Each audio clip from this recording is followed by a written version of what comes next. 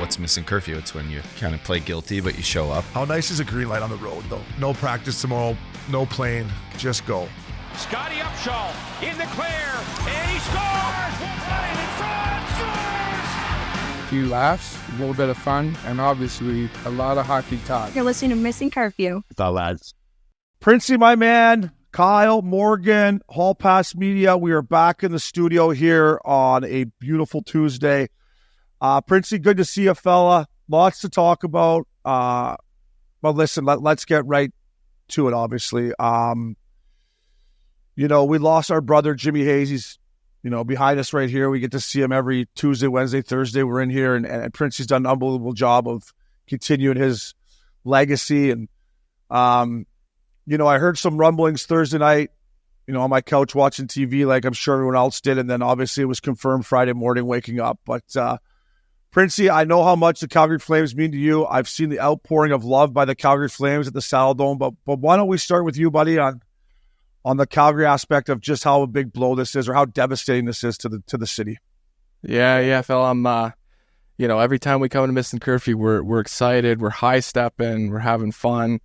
We're just gonna kind of get this one out of the way because I don't feel very good right now. That's for sure, and definitely still trying to process this all. Over the past couple of days, you can hear a pin drop in Calgary. It's just been just awful news. And like you said, we all kind of saw it on whatever that was, the Thursday night or whatever it was, and wasn't really from a credible source. But then as time went on, nothing was announced, and we all I went to bed that night just sick to my stomach because I didn't hear anything about it. And it was my wife that woke me up and told me the news. And it's just awful news. And I feel for his wife. I feel for his kids. And, we can't forget about that. His brother got lost too. His brother Matthew's gone now too. And all because of a stupid drunk driver. And, I'm trying to focus on the positive of what it's been like in the city of Calgary over the past couple of days. And it's been,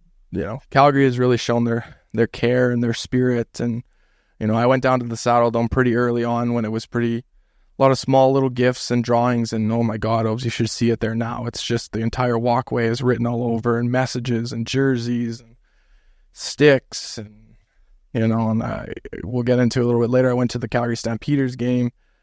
Probably more Johnny jerseys than I've ever seen in my entire life. Like it was insane, and Stampeders all showed up wearing Johnny jerseys. They did a nice tribute to him, before the start of the game, and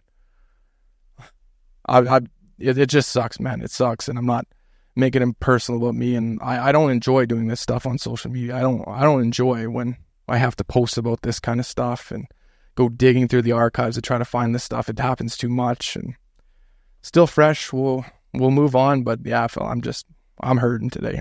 We're all hurting. Yeah, no, and you know what?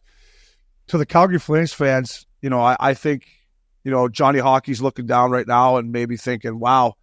A lot of people hung on to my jersey, right? Like he was, when he left town and went to Columbus, there was a lot of Flames fans that were hurt and I didn't understand why, he didn't want to stay in Calgary. And for the outpouring of Gaudreau jerseys that I saw, and obviously this is a terrible tragedy for it to, for reasons for people to wear them. But I thought, wow, people in that city did love him that much that, he left town, signed a big ticket, wanted to go back and play closer to home, but people didn't throw out his jersey. They hung on to it. They knew how important he was of a Calgary Flame.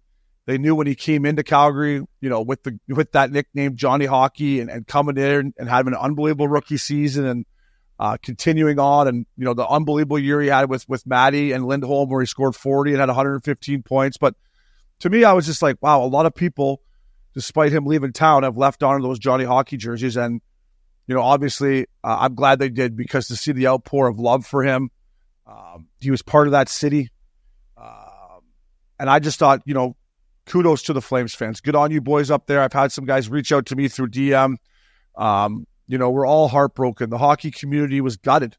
I mean, before I turn over to Kyle, I guess, listen, I didn't really know Johnny Hockey. I met him one time at Chucky's house when the All-Star game was in Sunrise. And, we obviously talked about Jimmy a little bit and, Kevin was there. So Kevin was holding court, being a beauty that he always is. And, I think I played against Johnny Hockey once when I went back to the Saladome as a Panther, and it was his rookie year. So, but just gutted. I mean, every guy that I talked to that played with him or against him about how special of a person he was, how he, loved being around the rink and always put a smile on guys' face, and how good of a teammate it was. It was from guys like Matty Tkachuk that played 7 years with him, all the way to a guy like Adam Fantelli who played 1 year with him, so you could tell that he was a special person. And then, when it comes to the family side of it, I got to know his parents through the Calgary Flames, right? When he was there, the Flames would always have him on, and he was part of the community there. And his dad, and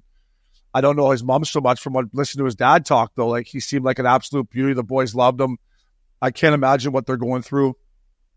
His poor sister, the night before his wedding, probably going to be the happiest day of her life turns into the saddest day of her life. It's unbelievable. It's not fair, boys. And like I said, I don't want to, bring it back to Broadway, but we went through it here, and it gutted all of us, and we will get through it. As hard as it is right now, and as awful and shitty and not fair, and you wonder why God does these things to people, but the hockey community is strong. They've shown that again. We will get through it. On a personal level, when I think about it, obviously the Gaudreau family, first and foremost. But, Kevin Hayes, Hazy, we love you here, buddy. To lose your brother and then lose your best friend, I'm sure Hazy might be looking himself in the mirror right now being like, why? But I've texted him a little bit. He's hanging tough. Matty and Brady Tkachuk, we love you boys here at Missin Curfew. Those boys have been hit hard by it, and it's going to be a couple tough days for them. Everybody at U.S. Hockey, Frosty, I'm thinking about you, brother, and everybody at USA Hockey and the Gaudreau family. It's not fair. And to the boys in Columbus, I would say it's going to be hard, but use it as something to come together closer. This is another terrible tragedy for the Columbus Blue Jackets organization. It's not fair to the fans. It's not fair to the players. It's not fair to the new coaching staff going in there. I'm sure they'll be playing their guts out for Johnny Hockey, and I hope it brings them together even more, and they can surprise some guys this year. So my condolences go out to the whole family. Like I said, USA Hockey, we're thinking about you. And I know, Kyle, you wanted to touch on Johnny Hockey a little bit, fella. Yeah, just the impact he had. We all obviously know he's a great hockey player, but and we all know with his height and his weight and coming out of college, I'm a little guy, and I've tried to play college hockey, and a lot of my smaller friends, he just had such an impact on so many kids in that sense, where it's like, oh, he did it, I can do it too. And his work ethic and the way he made it to the NHL is just so different. And, I had some friends remind me the other day, it's like, we played him in high school, back when he was, Team Comcast, and he played for a Catholic high school out in New Jersey, and 3 goals, 1 period. The kid was just always so skilled, so kind, was never, never mean or rude to anybody out on the ice. And he just was out there to play the game he loved. And, rest in peace. And we're all thinking about his family, his friends, his wife, his kids. That's what's so hard about this. He was a brother, a son, a father. He was all these things, and he did them all exemplarily. He was a great person for all of us to look up to, for a long time to come. Yeah, he really was. Well said. And, the hockey world has shown, like I said before, how we stick together, and it's such a great world. But sports world in general, you've seen guys like LeBron James, Mike Trout, Jalen Hurts, the Philadelphia Eagles organization. Like, it gutted everyone because, the guy just signed a massive contract, which we know. He has 2 beautiful kids. It's just like nobody can make sense of it. And like I said, nobody ever will. But Kyle, you make some great points if we want to talk about him as a player. I remember, first of all, the goal he scored at Boston College to win the national championship that Bucci first put up was, what a snipe. I mean, in and out, boom, boom, boom, backhand, just to make it 3-1 to solidify the national championship for Boston College. But, first of all, I thought, what a great nickname, right? We had Johnny Football for Manziel, and then Johnny Hockey, this kid coming out of BC. And this was later in my career, and I'm looking at him going, this kid better be fast. This kid better have good skill. And I remember the first time I played him, and watched him live and played against him. I think I got a few shifts against him, probably not too many, but I was like, wow, this kid's just that much smarter than everyone. He is that quick. He knows where to find the little holes. he reminded me of a Kyle Wellwood on steroids, so to speak. He was faster with quicker hands, but smart like Welly. Knew how to take a hit, knew how to get in the corner and get on the right side so he didn't, get run through the boards. He was a great player, an absolute great person from everybody that I've heard. And like I said, Hazy, Matty, Brady, everybody at U.S. Hockey, the boys are thinking you. And most importantly, the Gaudreau family, our condolences are with you. We'll be right back here at Missin Curfew. Welcome back to Missin Curfew. Not easy to continue here after that stuff, but Princey, hell of a job. Great things you said. And everybody in Calgary, like we said, good on you guys up there. You showed tons of class. There's lots of Missin Curfews fans up in Calgary. It made me proud that they listen to our podcast. So good on you up there, guys. But the PGA Tour season is a wrap, fellas. The boys, it starts in January in Maui, and she ends in a sweaty, soupy, hot Atlanta. First of all, these guys, they got to have the old chafe bump. They had to go to Memphis where it was 100 degrees. Then they got a little bit of breather, but they had to go to altitude where they couldn't breathe and couldn't get the yardages. And then they had to go to Atlanta where they had to break out the monkey bump again. So I'm sure they're sitting by the pool right now, just relaxing. But Scotty Scheffler comes through for me again, boys. I took him at the start of the week on DraftKings. I got him at plus 125. Scared me a little bit. We're going to get into some of the ups and downs of the round for him, of the tournament for him. Colin Morikawa played great, but it was the year of Scotty Scheffler, and I just wanted to give him some love on here, boys. We're going to go over how much he made and back up the Brinks truck, but start to finish, Princey, I know you're not a huge golf guy, but you got to respect what this guy did from consistency. 7 wins. The last guy to win 7 times, to put it in perspective for Princey and Kyle, is Tiger Woods is the last guy to win 7. Vijay Singh did it once, and Tiger won 8 one time, and I think Vijay might have won 9, but anytime you're mentioned with Tiger Woods, what a year. And for his caddy, what a year for his caddy, too. Oh, my God. Yeah, that's like the perfect thing that you would have said. Like, I'm not like a huge golfer, and I know I got to step up my golf game now that we're doing this together, but that's all right. This is what I would say is like, I'm not too old, but being able to see Tiger back in his prime win that many, tournaments, win all that money, all that kind of stuff would have been really cool to see. So now this is what I get to see. Like, I don't know if this is too far off to say that it's almost like watching a Tom Brady. He's winning so much that it's cool for the game. And I root for a guy like that who just wants to keep winning and winning and winning and winning because it's cool to see, man. It's really cool to see.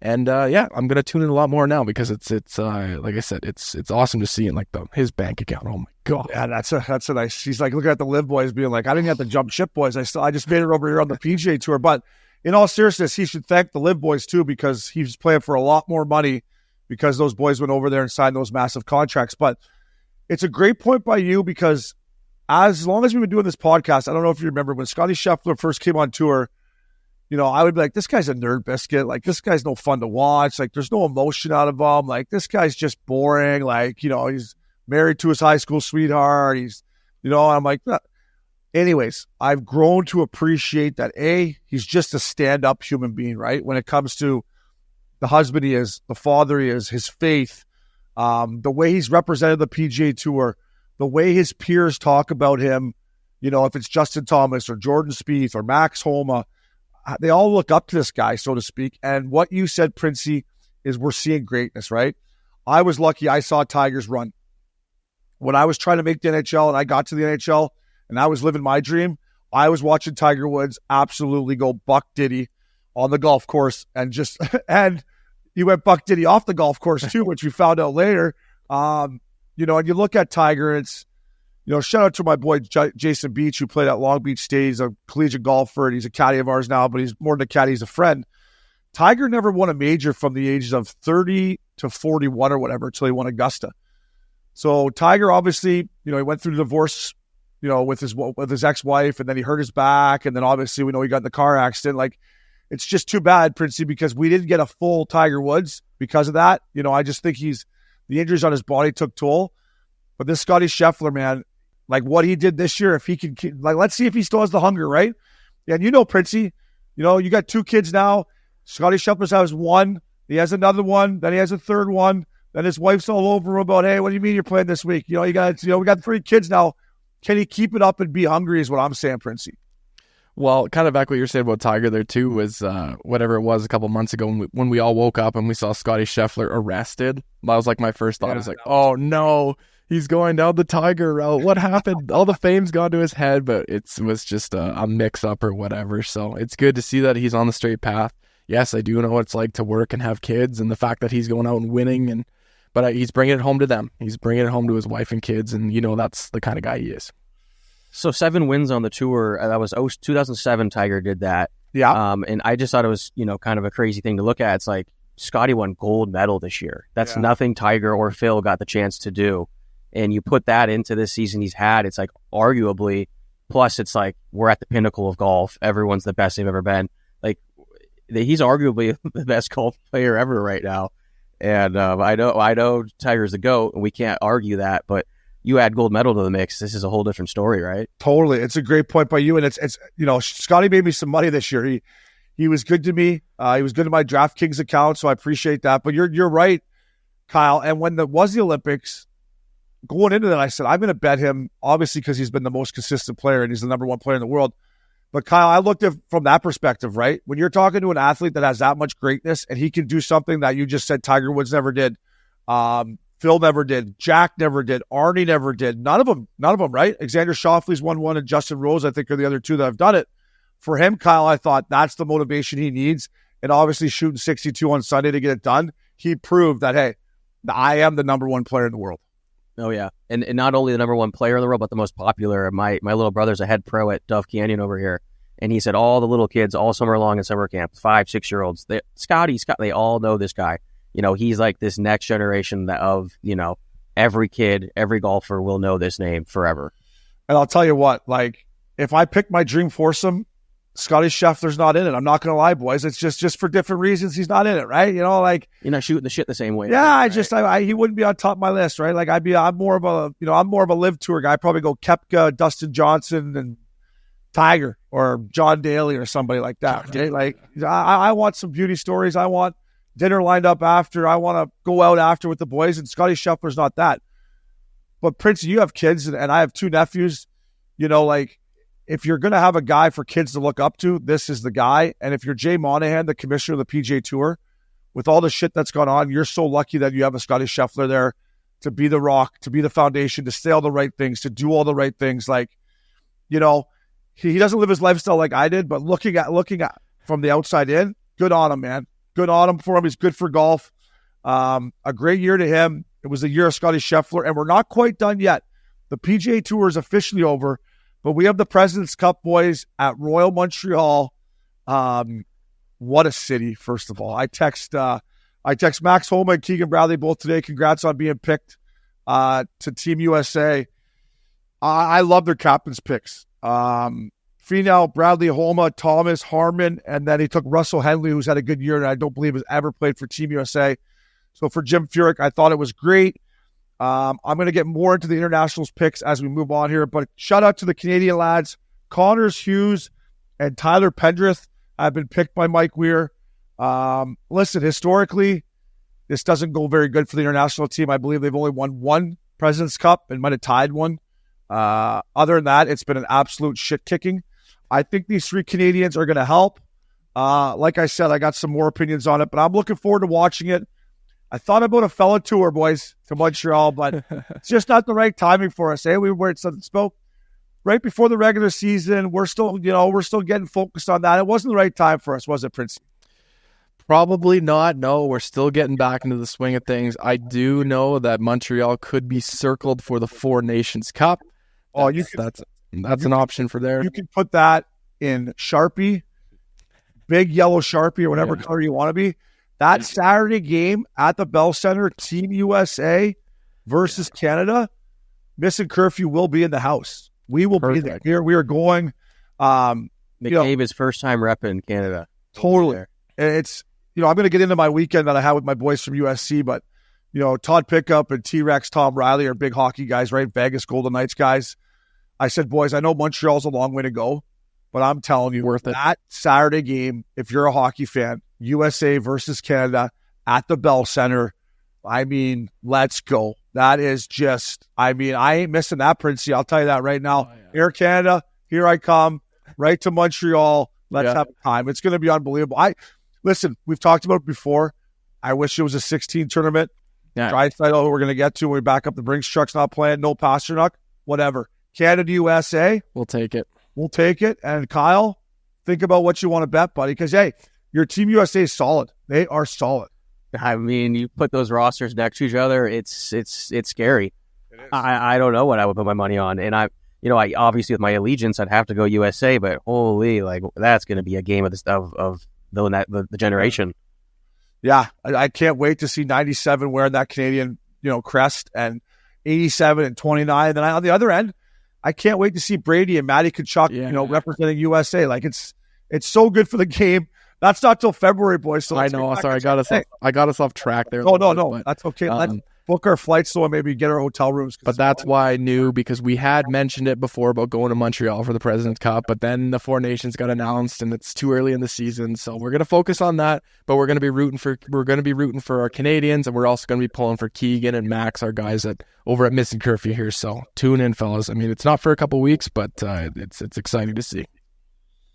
Yeah, and I would say to the fans in Canada that are going there, like, make it loud, make it rowdy. Like, the President's Cup lacks that. Like the Ryder Cup obviously has that beyond. I mean, it's crazy when you get USA and Europe together. And when the President's Cup was down in Australia, those beauties Aussies down there were drinking and getting rowdy. So what I'm saying to the people in Canada, Montreal, you're coming in from Ottawa, you're making the drive from Toronto, or you're coming the other way from Halifax, catch a buzz and make some fucking noise, and let's get the Canadian flags rocking, eh, Princey? Hey man. I think they've been pretty good at like RBC and stuff like that too. But Montreal's another level. So yeah, exactly what Obe said. Get it rocking, start pounding those beers. Yeah. And Shane, what did you think of the course on the Tour Championship? I mean, -30. Like, is that too easy for these guys? So they started at 10 under. So, but yeah, the Colin Morikawa shot, I believe, 23 under, and Scotty Scheffler shot 21 under. Yep. They're so good, Kyle. And listen, the guy who's redid the course, Andrew Green, is actually who's redoing Big Canyon. So it was just redone. It still needs time to mature. The greens, if anything, were probably firmer than they will be in the next year or so. But the course needs to mature a little bit. But dude, these guys are so good now that's the norm. That's the norm. Like, I remember talking to my buddy Steeler, who's now on the Live Tour. He's like, dude, if you don't shoot 20 under, you're not even, you don't have a chance of winning. It's like, that's how good these guys are now. It's crazy. A little better than our games, boys. A little better than our games. Just a little. DraftKings, baby. Presented by DraftKings. Stay tuned, because you'll hear more about DraftKings and all it has to offer throughout the show. DraftKings. The crown is yours. Fala. Princey, my man. CFL. Lock of the week. Welcome to my world, brother. You're 0-1. What happened to the Red Blacks? What happened? Well, what happened was, I did not realize this, is the game was actually played in Victoria. So I didn't know that, because the BC Lions play out of Vancouver, right across the street from Rogers there, where the Canucks play. They do these kind of travel games every year, and it was played in Victoria. So the fans that don't get to see that a whole lot, it was a good experience for them. And the quarterback that they got from the NFL that got cut, Nathan Rourke, he was on fire and shoved it right up my ass. So we'll take it. I thought it was a good bet, but it's okay. It's that's how it goes. I mean, Jimmy Scoops went 0 for like 90 when he was making our bets a couple of years ago. So I don't want to start that trend. No, listen, that's why you gotta embrace the wins, and then when you lose, you gotta just take it like a man, and like you said, just bench you over, no lube. And I've been there, bro. I've been there. I mean, you remember when Florida beat Boston in that Game 7 at home, and Seattle beat Colorado? I mean, dude, it just stung, and I had to go get like a massage the next day and like a mani-pedi just to get me back to like shaking it off and be like, all right, we still got 3 rounds left here, but you got to stick with it. How was your experience? I did catch some of the Calgary Stampeders, Edmonton Elks, I guess they're called now. I watched a little bit of it. I've never been a huge CFL guy, but I knew you were there. I don't even know who won. Who won her? Unfortunately, my Stampeders just got pounded. Unfortunately, our quarterback, Jagermeister, did not show up for Labor Day, which that's milk cart material. I mean, like the crowds in Calgary, you don't get a whole lot of like big crowds. They're usually like around 20,000. This one was just shy of 30, and it's called McMahon Stadium. It was absolutely rocking. I do think a lot of people bought tickets because they knew there would be something for Johnny before the game, which they did an amazing job, amazing tribute to that. So I think there was more people for that. But yeah, and unfortunately it's a tough loss, but it's a good atmosphere. I support my team. I love the tailgate. Tons of Gaudreau jerseys kicking around there. It is what it is, but it's a good thing for our Canadian fans out there, and it's not my last game. Yeah. No, listen, I watched a little bit of it, and like the first guy was like, oh, incomplete pass, and then he's like 2nd and 10, and he missed that one. Then boom, out comes the punting team. I'm like, fuck, that was quick. I forgot how quick it happens when it's just like, boom, you got 2 chances and get out of there. Yeah. But dude, the CFL, it is unique. Like I bag on it sometimes, but like, especially in Western Canada, we're going to get to some Western Canadian beauties on the milk carton, but like the CFL, it's a prideful league, and fans that love it, like you, Princey, they take a lot of pride in, especially the Labor Day Classic. Yeah, that's the biggest thing. I'm not getting in these fights with guys that are saying, oh, it's not the NFL. That doesn't really matter to me. Like I think I went to my first CFL game when I was 4 years old in 1994, watching Doug Flutie, playing for the Stampeders. So it's just something that's in my family and just been passed down. I take a lot of pride in being a fan, and I've met several Calgary Stampeders throughout my time. I've actually developed a little relationship with Bo Levi Mitchell, who now plays for the Hamilton Tiger Cats, but he was an outstanding quarterback for the Stampeders. So always going to take a lot of pride in it. Who knows one day, man? Who knows if we continue talking CFL, we'll have to get the Obes down for a tailgate because it's rocking. I'll come to Cowtown for a tailgate for a stay. Maybe next Labor Day weekend. The only problem is they send the Stampeders on the road during Stampede, like Calgary Stampede, because they know that they're going to get in trouble. Yeah. So that would have been like the perfect time to come down, do a tailgate, go to Calgary Stampede, but they always send them on the road because they know that they're going to cause trouble. Yeah, that's smart by the owner, GM. I did recognize their coach, the Stampeders coach, Dickinson. Yeah. I remember he used to sling it, right? He was a pretty good CFL quarterback playing the show. Yeah, Calgary, BC. He's been their coach for a long time. He used to go to the same gym as me back when I was going to college. And intense guy, very intense guy. I did notice, speaking of the Hamilton Tiger Cats, that Ty Tuilevola, or how do I say his last name? His brother. His brother. It's his, or is it brother? Yeah. Kind of looks like him too. Where's number 1? It kind of looks like him. He ran it for a nice first touchdown of the year. It was a nice little fake move. It was nice. I'm like, oh, that looked like his brother there. Way to get in there.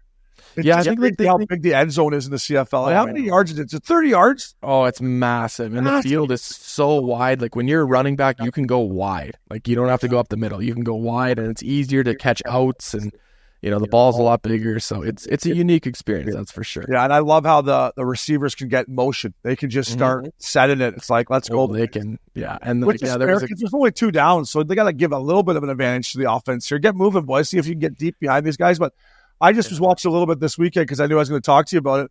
I was like, fuck, I could get open in that end zone. Bring me in the red zone.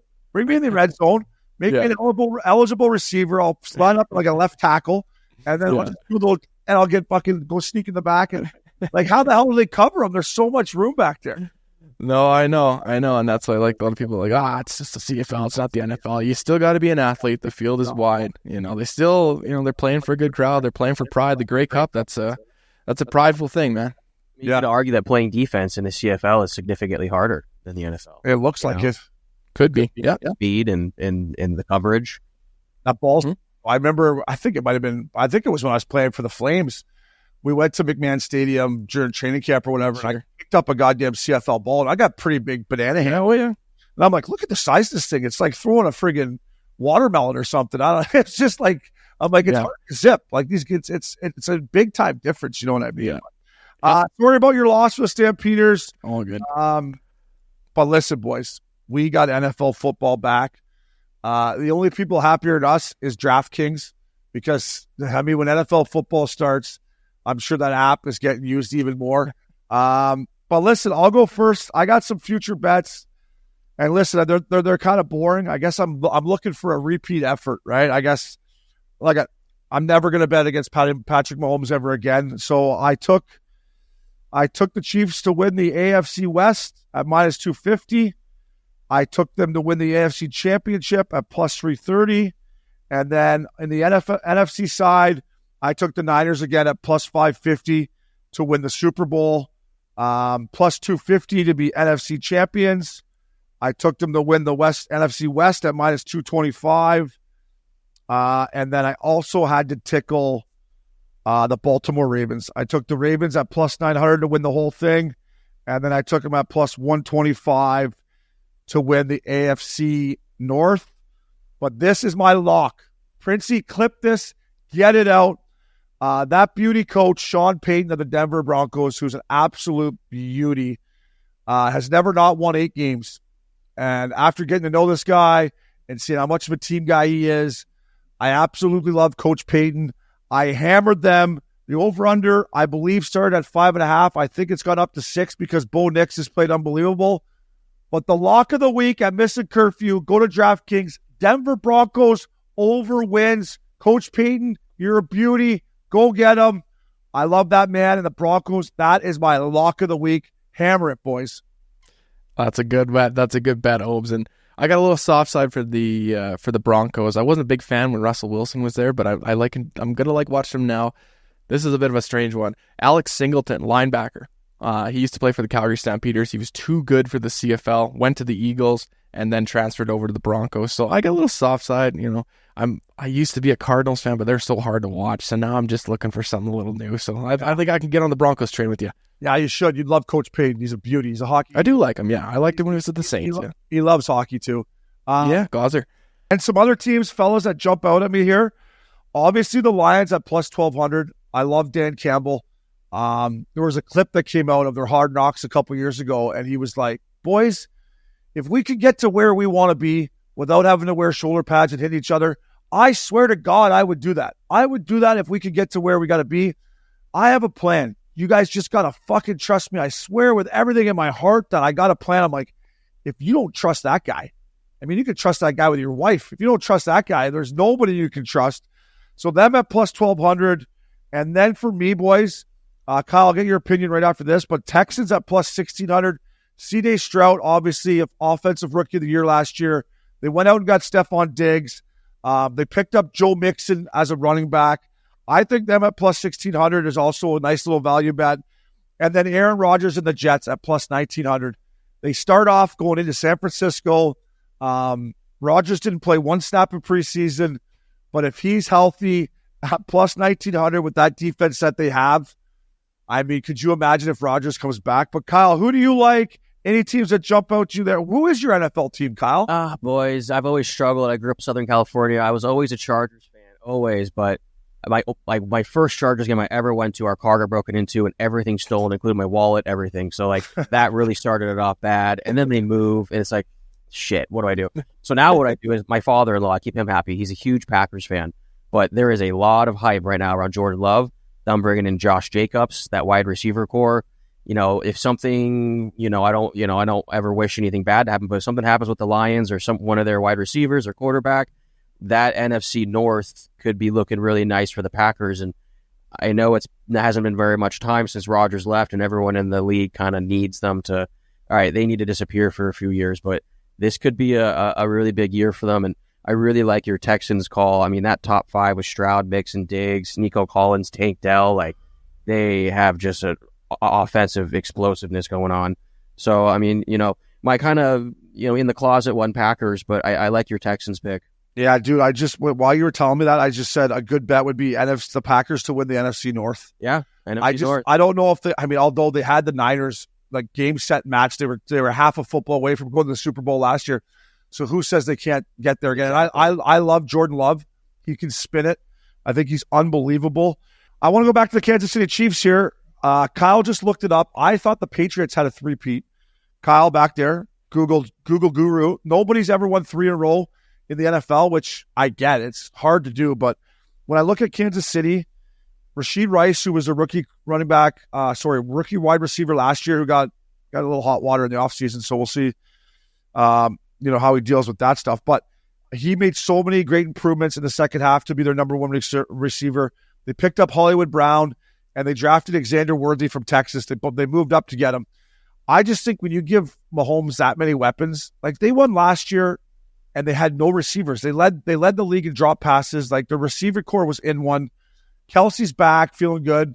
He's got his girl Taylor Swift, right? So he's all happy, and he loves to win. I think if there's a team that can do it, now their defense They lost a couple guys in their secondary that I think is going to hurt them. We'll see if their defense can hold up. But, man, I'm not betting against Patty Mahomes, boys. And now that he has 3 speedsters, I mean, look out, Kyle. Did you see that video of them open up their box, their ring box? He threw it on the hand. He had 3 on one hand. It was, man, I mean, you're right. You can't bet. It's like betting against the Lightning still in the NHL. You can't bet against Mahomes. You know what I mean? But I don't know. I mean, Kelsey, he's going to be 35 this season. You know, I mean, I know it's not going to be the same. I know, but he's got a good skincare program too, right? He's got good skincare. He's got to live in the Midwest too, right? It's cold there, windy. He's got a good skincare program. And him and his brother just signed a $100 million deal for their New Heights podcast. Saw that, yeah. So that's just like, he's got to be feeling good, right? Yes, sir. He's feeling great. He's, at night he's cuddled up beside Taylor Swift. Him and his brother, who he loves, just signed a $100 million deal to sit on a podcast and talk to each other. And he's still in great shape. But Father Time is undefeated. I just think he's so smart at getting open. And, Patrick Mahomes always chirps about, he runs the wrong routes and he doesn't know where the fuck he's going, but he always seems to work out for him and find those little, and I love Andy Reid. So we will see. Week 1 kicks off Thursday, boys. Baltimore at Kansas City. Oh, I'm sitting here just pumping up Kansas City, but I think I'm going to take Baltimore +3 just because opening game, they got Derrick Henry. There's more pressure on Kansas City. I don't know. I'm not officially saying that, but I cannot wait for NFL footballs. It's back. I'm so excited for it. Besides the start of the NHL regular season, this is the second best day in sports. Kyle, my man, we were talking fantasy football last night. I did my draft, buddy. I wanted to run it by you here. Princey, do you play NFL fantasy football back home? I do, yeah, I do. I actually joined a league this year with my buddy Sean, but the problem was I inherited a team. So I didn't get to draft this team. I inherited. They waived the fee, and it is fucking brutal. I had to drop half of my players. I'm in Calgary Flames rebuild mode right now. So it's going to take me a little while, but at least I'm playing. That's my big. If I can fix it. Yeah, so he has a keepers league. Yeah, exactly. And I got Lamar Jackson. I got guys offering me 3 first-round picks for him, but I'm just going to hang on. Let's see what happens. Let me hang on. Yeah, so I'm back in the Larry Bettman League with Flowers. He got the first overall pick again. Says it's random. That's 2 years in a row. I got to believe it that it's random, right? But I mean, how can I know he's not smart enough to outsmart the computer, but I mean, you got it 2 years in a row. Is that a little fishy to you boys or what? It's a little fishy, especially knowing Flowers like I do. But I do agree he's not smart. And to be perfectly honest, I might believe it's true because if he wanted to rig it, he probably would have called me. Yeah, he would have for sure called you. 100%. Yeah. So I'm going to give him the benefit of the doubt. He is a defending champ last year. So I had the 8th pick out of 10 guys. And Kyle, I went with Jamar Chase with my first pick. So I need him to stop fucking around here.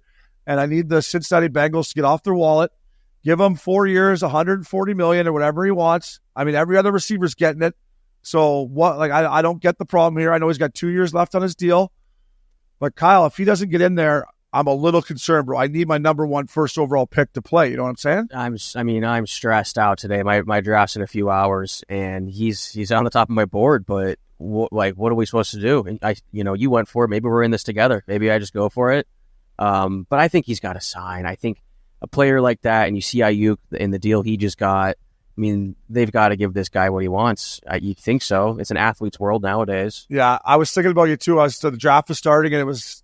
I guess it would have been the 7th pick or whatever. Like it was coming, and Jefferson and Jamar Chase were both still there. Oh. And they came to the 7th pick right before me, who I think might have been Loophole, that fucker. And I'm like, please just leave. Don't. Boom, he took Jefferson. So now I was like, I can't pass up on Jamar Chase because even if he misses week 1, I was thinking like he's still the best available player, right? You got to take him. And, if he does come back, Joe Burrow is healthy. He's been through the whole training camp. He's played preseason. I think Jefferson's a risk too with no quarterback and his injury he had last year. So that's a toss up between those two. We don't have to go through my whole team, but we'll go through my top 4 picks. I went Chase, then I got Derrick Henry, who's in Baltimore. I know he's old, but I just think the thing that scares me about him, Kyle, is they love giving it to Andrews in the red zone. They fucking love feeding that guy. So I'm like, let's share the wealth there, Harbaugh. Let's get big old Derrick Henry to punch a couple in. With my 3rd pick, I went Stephon Diggs. who's in Houston now with CJ Stroud. And I just hope, he has a big year and has a chip on his shoulder. And then this is where my team where I got lucky, I think. I took Josh Allen with my 4th pick, which is whatever overall. And I called my team Allen Wrench. You got to have a nice wrench, boys. You got to have a nice wrench. Sure. If you don't have a nice wrench, you don't stand a chance. So the Allen wrenches are ready to rock. And then I got Pitts, the tight end from Atlanta, Kyle, who I think is going to have a good year. But wish me luck, boys. This is now my 4th season of fantasy. Missed the playoffs my first 2 years. Snuck in last year and got smoked in the first round. So I'm out. Let me just say I'm ready to donate. Boys. Shane, do you ever throw any DraftKings bets out there for certain guys on your teams or certain players that, maybe you never would have before, but they're on my fantasy team now. I'm kind of looking at these guys, looking at this team, Totally. I had Patrick Mahomes as my quarterback last year, and, my girl's from Wichita, Mac Miller. She's a Vikings fan / a Chiefs fan, but I just kept watching more Chiefs games, and I always had Mahomes, and I had Rashid Rice, and I was always betting them, and it kind of turned me into a Chiefs fan for the season. And obviously this year we just talked about how much I put my futures on them. But yes, if you're on your fantasy team, I don't do so many prop bets, Kyle, which I should probably look into a little bit more. I know where you're going with that fella, and that's something I should dig into. But I definitely keep my eye on the teams that I have, and I put bets on them throughout the course of the year. But some player props, that's a good idea. I should look into that. Yeah, I love it. Yeah. So listen, I need Josh Allen to stay healthy. But yeah, I'm excited. I got the Jets defense. Listen, football's back. It's unbelievable. And you know what goes good with football? Labatt Blue Lights, fella. Presented by Labatt Blue Light, the Pristine Pilsner. Enjoy beers together so you can live life to the power of we. Always enjoy responsibly. Beer, Labatt USA, Buffalo, New York. Get this guy a beer. This goes back to Big Canyon. Shout out. We played Friday golf. Shout out to Walter Fromey the 4th. His old man, Walter Fromer Sr., is an absolute beauty. Diehard Packers fan. Bought a house in Green Bay. Flies for, I think, almost every home game. They love the Packers. But anyways, this kid is an absolute stick. He shot 66 Friday at Big Canyon on the boys. Was the big winner. This guy putts like Ben Crenshaw. I mean, I know the first time I played with him, I might have played with him one other time, but it's been a while. And first hole, boys, he just hits this putt up the hill that's just buttery and just pure. I'm like, oh boy. I'm like, wow, what a stroke. It just continued on. So for him, get yourself a blue light, fella. 66 at the ditch is a good score. Sticking with golf, Scotty Scheffler. Get yourself Labatt Blue. We touched on it. We could have put this in back up the brakes truck too, but $62.2 million. It says 8 wins here. Did he win 8 times or 7 times? I got 8. Wow. Matt, yeah, with the gold medal, it might be 8. Yeah, that's probably. But anyways, the big boys here are Masters players, FedEx Cup, gold medal. Became a dad, went to jail. I mean, yeah, he did it all this year. I don't know if he's a big drinker or not, but get him a Labatt Blue. And then last but not least for me, boys, I went to USC LSU in Vegas. What an unbelievable game. Shout out to my boy Todd Pickup, Tom Riley for hosting us, Joe Moody, Will Tipton, Danny Lane. It was unbelievable. What a game. What an atmosphere. Everybody that went there, get yourself a Labatt Blue. It was unbelievable, boys. A lot of LSU fans, a lot of LSU women, good-looking women everywhere, SC women. There was a lot of good-looking women in the barn, Princey. Let's just say that. I don't doubt that, Phil. You boys, you guys want to dish out any blue lights to anyone? I'll take this one for the last one that we have on here, and that is basically the entire hockey world coming together over the news of Johnny Gaudreau and his brother Matthew passing. All the fans in Columbus out from the building, all the fans in Calgary coming together. You know, the flowers, the gifts on the steps, and I guess I got it up right here. But the person that I want to give a Labatt Blue to, I don't want to single anybody out here, but in the sports world in Calgary, the captain of our city is still Lanny McDonald.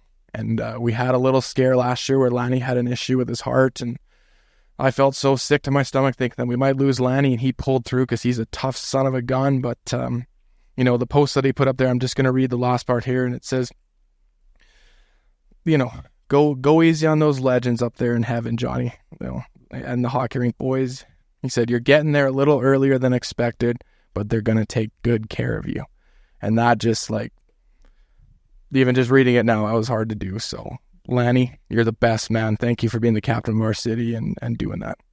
Yeah, I saw that when he put it out on X. Lanny McDonald, guarantee he likes a blue light. Had a bunch of blue lights throughout his career.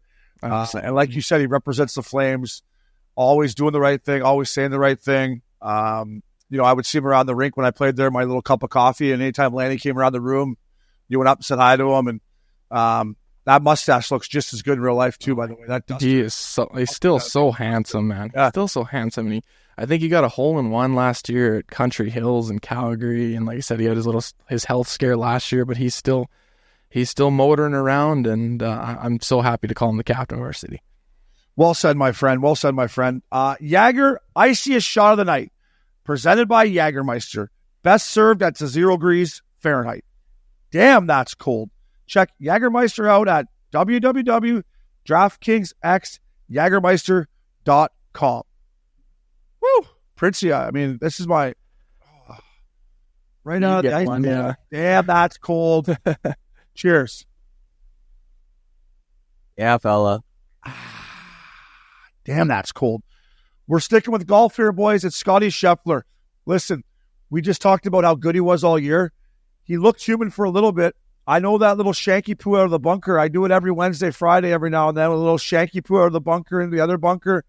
And I'm sitting there thinking, I got him at plus 125.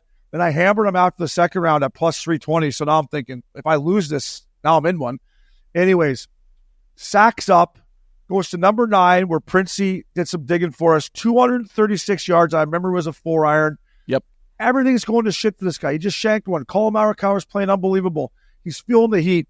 He steps up there and absolutely rips a crispy rice, spicy tuna 4-iron, just over the water, hits like a butterfly with sore feet, and then just runs to about, 5-6 feet, goes in, knocks it in, birdies the next 3 of the 4 holes, and the rest is history. So, Scotty, I don't know if you drink Jagermeister, but if you do, fella, get one in you, because that shot was National League. It is milk carton time here, presented by Missin Curfew. Listen, boys. Listen, we all drink too much sometimes. I mean, if I had a list of how many times I drank myself out of the game or drank too much and had to stumble home. Well, listen, Riders, Bombers, I get it. It's a big rivalry.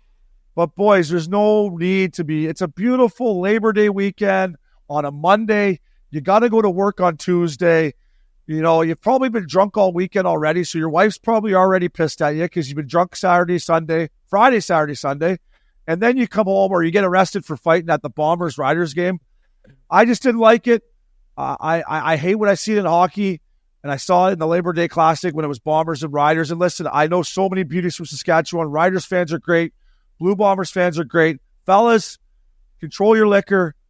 I'm putting you on the milk carton, Princey. No need to be getting in a fight Monday afternoon. You should be going home for a barbecue, and instead you're going to the clink. I didn't like it, Princey. Yeah, I saw the good breakdown by our guy Rick Raleigh. Gave a good breakdown on it, but I know the Saskatchewan Rick Raleigh gave a great breakdown on it. Yeah, he always does. But I know the Saskatchewan fans way too well, and that's kind of the only thing that they have in Saskatchewan, right? And I don't mean it's in terms of like things to do. I just mean in terms of sports. They obviously have the Regina Pats and the Saskatoon Blades. But the Riders, the only thing they have. So they got all these guys coming in from these little cities. They know they're making the trip. They're staying in the hotel. They're going to the casino the night before. They're pounding pilsners. So things can get out of hand. Bohemian? I don't like to see it. Bohemian? I love a nice Bohemian beer from Saskatchewan. I get it. Listen. Bohemian. And from a guy who used to drink, when I used to drink the whiskey, when I used to get the Crown and Diets going, when I was a little younger with a little more testosterone flying through the body, I get it. Someone gave me a stank eye. I'd be like, you looking for one? But nowadays, boys, I'm telling you, have a little puff of the pen. She's leaving back home. Have a little puff of that pen. Get a nice little hybrid. Then have a couple cocktails. You won't be getting in fights. I just thought, like, Rick Rowley's thing was unbelievable. But I know the Labor Day Classic's a big thing in Canada, and you brought it back to my attention that last week, Princey. Mm-hmm. And I just thought, I was like, fellas, I know you're Beauty Riders fans, Beauty Bombers fans, but no need to be fighting on a Monday of a long weekend. So they're on the milk carton. Brian Kelly from LSU, who looked like an absolute baby after the game when he hit the table, fake tough guy. And I hated Brian Kelly for what he did to his Notre Dame players when he signed his deal with LSU and just left the team without even telling anybody. Not sure if he called guys after, but I just didn't like it. So Brian Kelly, you were on the milk carton for being a little baby after the game and hitting the table. And then last but not least, this one's tough for me because I love Mike Weir. I'll never forget Weirzy, when he won the Masters, I believe was 2002. He made so many good putts on the back nine.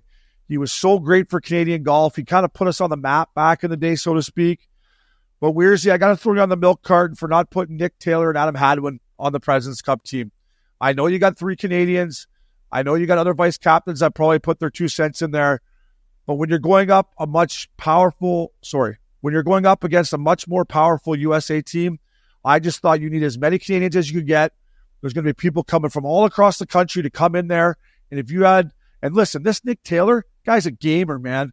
He won the RBC Canadian Open, and then the tournament he won this year at the Wasted Management. Guy made everything. You don't have Nick Taylor on your team. The guy is a G, and Adam Hadwin is a veteran that has piss and vinegar, that plays with excitement. So Weirzy, no disrespect, but fella, you're on the milk carton for not taking every Canadian to get the boys going. Eh, Princey? Well, that's the biggest thing about the milk carton is it's to get them going. It's to get them going. I agree with you. I would have loved to see those 2 guys on there. They were fun to watch in the RBC, and I think they're really good buddies too, so they would have had some chemistry that way. So, but like I said, fella, it's the milk carton is to get guys going, and let's get going, Weirzy. Yeah, and I wanted all those Canadian guys on there because they're all good players. Yeah. And Nick Taylor and Adam Hadwin, I'm telling you, Nick Taylor's been arguably the best Canadian player. I don't care where the fuck he is in the standings. When it comes push come to shove, that guy can win. He's got a ball sack. And why not just, maybe people around the international would frown upon it that he didn't bring other guys. I get it. It's they got lots of countries to pull from. But if I'm me and I got Canadian guys that have won, that have been on tour, and I can get that Canadian crowd even more fired up, I think Weirzy dropped the ball here. Time will tell. I'm still going to be pulling for the internationals because they have 3 Canadians, but 5 would have been unbelievable because then every match almost you got a Canadian out there. And I just think there would have been more of a buzz. So time will tell. Rumor mill, real quick here, fellas. I don't know where I saw this on social media, but I saw Max Pacioretty, rumored to go to the Toronto Maple Leafs. Princey, jump in here if you want, but I thought, listen, for the right price, I know he's been banged up, I Achilles and this and that, but I just think at the right price, Max Pacioretty, if I'm Brad Trury Living, why not? Why not bring his size in there? Maybe he doesn't play every night, right? You don't need to play all 82 games, Max. But if we can get you healthy for the playoffs, I think it's a low risk, high reward, Princey. Yeah, I agree. It has to be on the right price. That's the biggest thing. And I think he's at a point in his career where he doesn't need to demand that type of money. He's kind of chasing it right now too. So where he fits in the lineup, that would be, who knows where that would fit. And you kind of looking at the Leafs and the Oilers, they've got a great top 6, but you need some guys in that bottom 6. So if you can get a guy at a good price, maybe it's a 1 year, $1 million, who knows? I don't think it's a bad move at all. Kyle, he was in Carolina for a little bit, right? He got hurt there, though. What do you think on Max Pacioretty? I was just going to bring him up in his presence in Carolina. He didn't get a lot of time on ice with the boys, but from what I've heard internally, in the locker room, he was just loved. Such a leader, such a great guy to have around.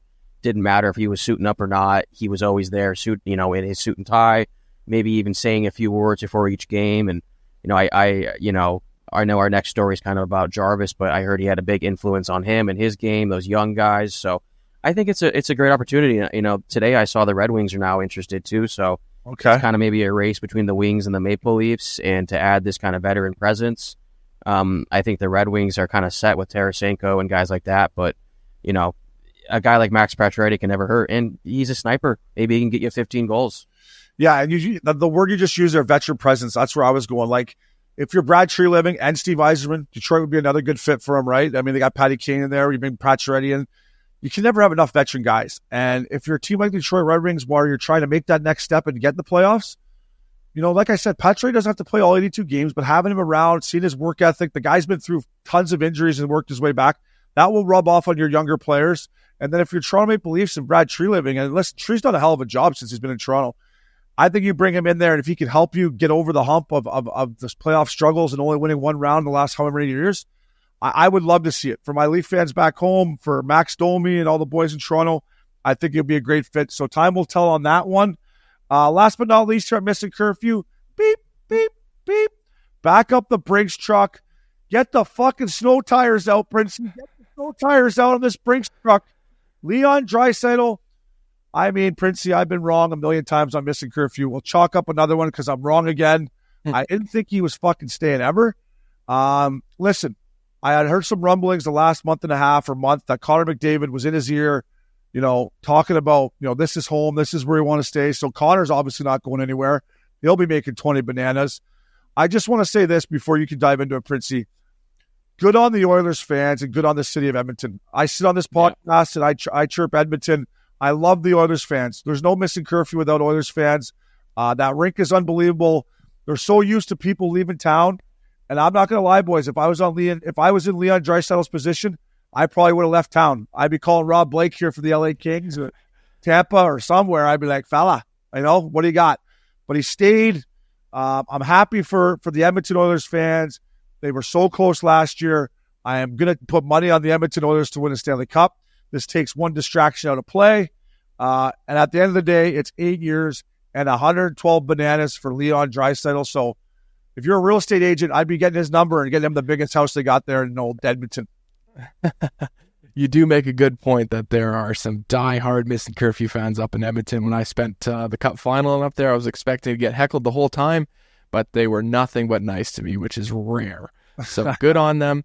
And I will say about Leon Draisaitl is good on him for staying loyal to the oil. That was his social media post, what he just put out there. The caption was just loyal to the oil. Yeah, loyal to the oil. Oh, he's clever. That's what he too. said. The fucking guy's got it all. Yeah, exactly. He knows the fan base. So good on him for sticking with the team that drafted with him. He wasn't quite there in their decade of darkness. He kind of came at the end, so he had some shitty years, but I think we talked about it on last podcast, Obes, where if they don't go on that run and they don't force Game 7 of the Stanley Cup Finals, I think we might be talking a little bit differently here. They saw how close they were to getting it. They saw the potential in the locker room. So good on him, man. Good on him. And like I said last podcast too, if all you care about is hockey and the crowd and scoring goals, Edmonton is the place for you. Yeah, and it's funny how things work, right? Like, remember at the start of the year when they were lost 12 straight or whatever it was, and Leon Draisaitl didn't want to talk to the media. And, we said on this very podcast, leave the fucking guy alone. Yeah. They're already going through enough. And now, they got one game away from winning the Stanley Cup, and it's all good feelings. And now he gets this big ticket, and it's just that's how quick things can change, right? It was at the start of the season there, people didn't know what the hell was going on. And now Leon Draisaitl is committed to the city. I'm happy for the fans, like I said, and I'm happy, for the fans of the Edmonton Oilers because they've been shit on a lot. I shit on the city. I love the city. Actually, I used to go up there for Lupul's golf tournament and have a hell of a time. When I played in the league, it was one of those places you want to get in, you want to get out because there's other places to go to. But for Oilers fans, good on you. Kyle, what do you think from a perspective of a Hurricanes fan, a guy that's just down here in the States? Are you surprised that he decided to stay in Edmonton? Yeah, I am and I'm not. I know listening to past interviews with him, he's very just hockey guy. Germany, simple life, hockey, doesn't ever, never even thought he'd be paid to be doing what he loves to do. So from that sense, I'm not surprised where, he's going to stay, keep what he knows, keep a familiarity in Edmonton, keep it simple. He's got his life kind of figured out there. But I am, the other part of me is maybe he wasn't that kind of guy who wants that stardom, that fame. And, we've talked about Johnny Hockey. He went to Columbus and he wanted to be kind of, quieter there and have just a good life with his family and play hockey. And, if Leon did come to LA, Chicago, New York City, maybe he would have handled it differently. You never know how it'd work out. But I was surprised, mainly because I hear you, every day talking about how brutal it is up there. But they must be doing something right. Well, listen, listen, I'll tell you what, and it's, you make a point of how, maybe he's a small town type of guy because Josh Allen was talking about being a Buffalo Bill. I think he was on Chris Long's podcast, the Green Light podcast. And he's like, I didn't want to go to LA or New York or Chicago and deal with traffic and deal with this and that. So you very, very well be right that, Leon can get the biggest house in the neighborhood there with the theater room and the big couch and the hot tub, cold tub and the fucking whatever he wants now. And he was loyal to the fans. And I think the fans had a lot to do with it. I really do. Obviously, Connor McDavid had a lot to do with it. It's a beautiful place to play. But I just think those Oilers fans obviously made an impression on him. And he knows that they could go on a run here of where, they could win 3. Who knows what they can win now there, right? They still got some holes on the back end. And, Skinner made some big strides. We'll see how that plays out. But I'm happy for the Oilers fans. Leon Draisaitl, that is a massive, massive ticket. Going to the Carolina Hurricanes, Kyle squad, I love this kid. I love the way he plays. I love them in the media. I loved when he said after All-Star break that he wasn't drinking over All-Star break, when you could definitely see he was drinking. Seth Jarvis, 8 years, 63.2 bananas. These are the contracts that make me fucking happy, Princey. I love this kid. He's a team-first guy. He plays hard. He's a fucking hockey player. And Seth Jarvis, good on you, fella. The Carolina Hurricanes got this one right. This is well-deserved, and I hope he flourishes even more down there. Yeah, kind of like what you said before at the start there is he's got some personality to him. And I think that's what we're kind of, I don't want to say like lacking in the league. We're starting to see more. I'll say it. We're fucking lacking in the league. Fair enough. Fair enough. Guys out there, you can learn from this Seth Jarvis. Be yourself. Be good to the media. Answer the tough questions. Don't run and hide. Be good to the fans. And play your fucking balls off. And here you go. You got 63 bananas. So I'll say it for you, Princey. We need more guys like Seth Jarvis in the NHL. He's such a beauty. Yeah. The Hurricanes did an end-of-year like montage video of him in the media, and it was just fucking best video I've ever seen. And the cool thing about him is he's with the 18-year-olds and he's with the Burns, the 40-year-old guys. He is hitting it off with everyone on the team. And now we've got Svechnikov, Slavin, Aho, and Jarvis locked up till like 2034 or some crazy. Like, we've got those guys for the next 7 years. And that is a core right there. So I'm really excited about locking them in. And I've got a few friends out in Finland, and I got some great videos of Jarvis doing karaoke at Aho's wedding this summer. And the guy is just a beauty. Like, he can have a Labatt, and he can get in the room and work hard, and he can get on the ice and fucking get in the corners. But the best part is, he's a beauty off the ice. Yeah, having beers and joking around with the fellas. He's such a good guy. So he's an old pro. He's an old pro. He's a dying breed. He definitely would bang down a blue light, and then right after that, he'd take a shot at Jagger too. So he can play in the Missin Curfew team anytime he wants. I got a Flames homer in Princey. Now I got a Carolina Hurricanes homer. Kyle, I love you, but the Hurricanes have broke my heart too many times, so I can't get as excited as you. I'm excited for Jarvis, but Rod the Bod, I can't get excited for you. And then, boys, on the lower end of the totem pole here, where I've been near the end of my career, right? You're just happy to get a contract. Listen, Nick Cousins, I thought he should have got a contract way before this. Say what you want about him. He did some stuff last year like guys around the league, ex-players, didn't really love. But listen, he's a great teammate. He's a Stanley Cup champion. $800K to go with the Ottawa Senators. We just had Travis Green on last weekend. I was texting Greener after the Cousins signed. He's going to love this kid. He's going to love Nick Cousins. He's a Belleville boy, which is close to Ottawa. He's got a Stanley Cup ring. I think this is going to be one of these contracts that when we go halfway through the year, we're like, wow, what a steal at $800K. I'm so happy for Nick Cousins. Good on him. And then last but not least, you want to talk about a glue guy, locker room guy, Bobby Bortuzzo. It's a two-way I saw, which I don't love, Bobby, because, listen, buddy, I've been there.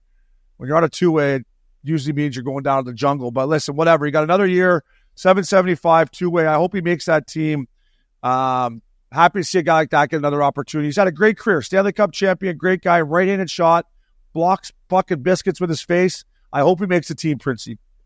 Yeah, it just he didn't choose to go to the Islanders, but it just didn't look right in the Islanders uniform with the shaved face, and then he got hurt right away. So glad that he got a good opportunity to go to a cool new team. They need some toughness, but yeah, you are right, Obes. It is a two-way. Kind of where you were at in your career, where you at the end of it, where you're going up and down. So hopefully he can have a good preseason and show. We never want guys to get injured, but if an injury happens, he's the guy to step up. Where the hell is Utah's farm team? Where are they playing? Anyone know? I think they're still the Roadrunners or what. I'm pretty sure they're still Tucson. Yep, Tucson. Yeah. Mm-hmm. Hey, Bob, you're back, baby. You're back, so baby. it's not that bad. Yeah, there's worse places. That's why when I signed my two-way with the Ducks, it was San Diego. I was like, I'll take it. And then you guys meet Monty Kidd and Theodore and the Big Earn. I had a couple other offers. I'm like, where's their farm team? They're like, Bridgeport. I'm like, fuck that. Yeah, Bridgeport. Nope. No thanks. I'm going to San Diego with the San Diegans. Listen, boys, I love when guys get paid. Good for all those guys. Oilers fans, get a blue light in you tonight. Celebrate that you got Leon Draisaitl there for 8 years. Princey, once again, we don't have time to get to the all-time London Knights roster, but we will, fella. We'll get to it. Princey, great job, buddy. I know you're a little hungover, and now you got to edit the show now, buddy, but get a Gatorade in you. I know you'll get it done. You're a beauty. Yeah. Kyle, great job. Morgan, thank you. Hall Pass Media, that was Missin Curfew. Falas.